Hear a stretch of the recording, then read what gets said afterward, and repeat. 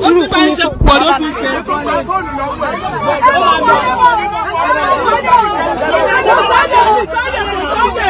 Wọ́n máa wọlé, ẹnìbọ̀dì máa wọlé o.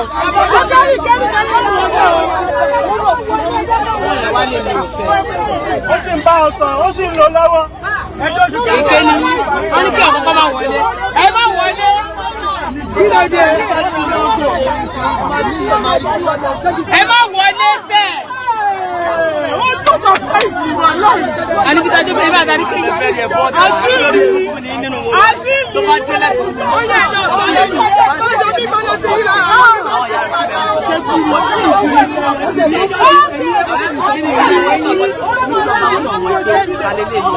Nọ mi máa ń yí o.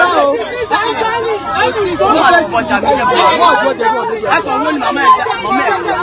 Òun ò jẹ́ kí n rí ní màmá ẹ̀ kọ́ rí mi. Yíkọ́ kọjú sí ìkọ́.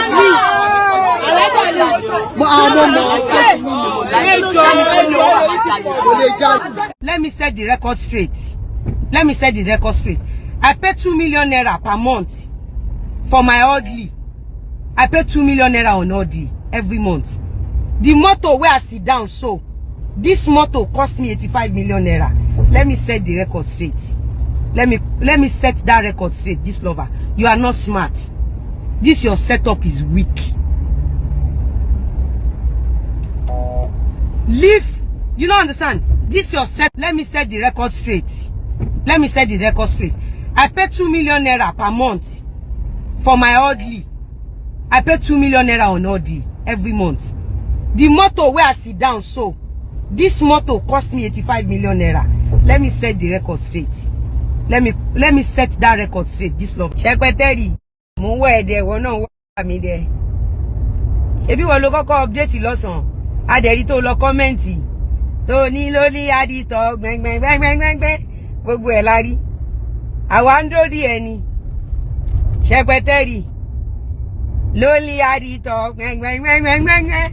Mo rí comment ẹ Secretary. O ti fi page Gist Lover, o kọ́kọ́ fi post. O wá lọ comment, àwa ń show ẹ. Ìwọ náà ń show wa, àwa náà ń show ẹ.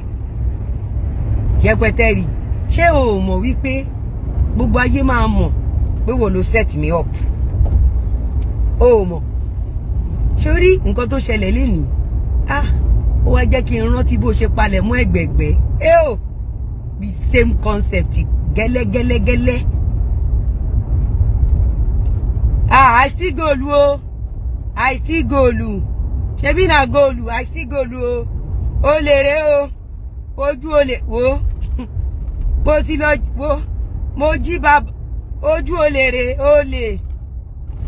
Mo ti jí o. I don go still go lu o. See, make I tell you how I take steal the gold. The person wey get the gold, the person dey sleep. I can't hear kele. I enter the shop. I carry the gold. I steal am. As the person see me like this, the person come dey shout. I say, I think say na rubber band obo Secretary. Una no dey see the crowd. Secretary, you are not smart. Secretary, you are not smart. This afternoon, you updated. You can't comment. You can't put lonely at the top. Me, I dey watch you. As you said, they watch me. Secretary, you can't remind me how you take set up egbegbe. You know, say na the same concept you do for me today. You know, say they say egbegbe, go exchange money. Me, I no go exchange money, oh. Na accessories, I go buy you. You know, say I be tailor.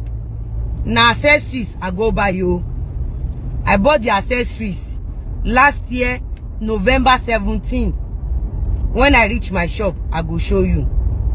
You know, see all these Secretary children, them plenty everywhere.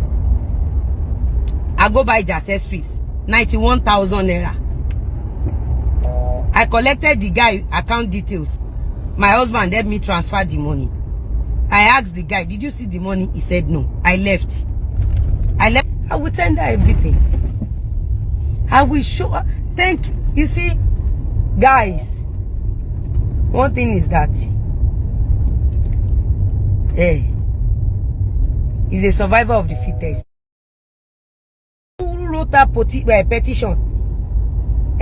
Who wrote the petition that make NDLA to come and carry Dada, to come and carry Angel that died? Who wrote the petition? Who wrote the petition? Secretary, the Dada way you do, he never reach you. The same thing you did.